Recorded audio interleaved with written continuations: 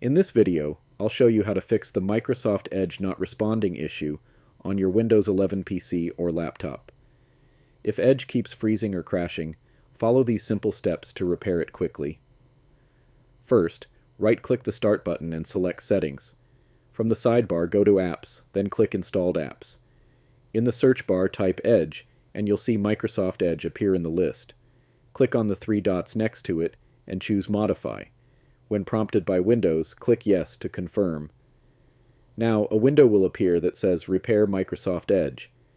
It explains that the repair requires an internet connection and will reinstall the browser. But don't worry, your data and settings won't be affected. Click Repair and let the process run.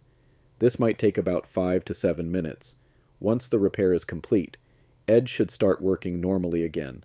Now, if the issue still isn't fixed, it might be due to a Windows system error.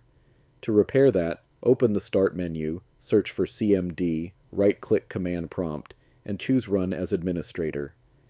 In the window that opens, type the following command, sfc/scannow, then press Enter.